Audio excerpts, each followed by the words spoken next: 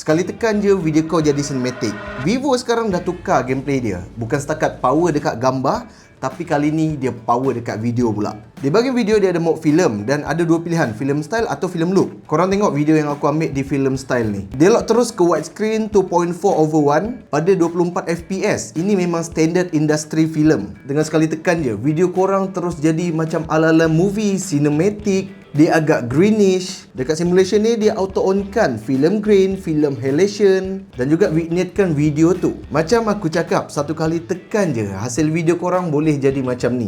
The moment aku explore, aku terus rasa amazed gila. Dan next time kalau aku ada vacation ke apa, ini phone yang wajib aku bawa untuk record momen-momen tu. Cukup dengan Vivo X300 Ultra dan juga satu tripod, enough. Pergerakan subjek orang pun nampak natural sebab dia dah apply motion blur simulation. Memang cinematic. Dan video tu semua tanpa lens extender ni. Kau boleh record up to optical 85mm. For someone yang lebih more technical, yes, dia ada pro video yang mana boleh record 4K 120fps 10-bit lock. Masalahnya, setting tu applicable dekat semua lens yang dia ada, 14mm, 35mm dan juga 85mm. Dan kau boleh custom 3D LUT kau sendiri. Since aku pun tak pandai sangat color grading, aku banyak main dekat film style tadi je lah kan. Untuk orang yang faham tentang color grading, of course faham apa yang aku ceritakan ni. Dekat bahagian promote, kau boleh monitor real time waveform dan juga histogram untuk pastikan video korang dalam keadaan yang sempurna. Tekan je bahagian display dan semua parameter hilang. Dan korang boleh je masukkan LUT favorite korang dekat dalam kamera ni dan dia terus apply dalam video tu.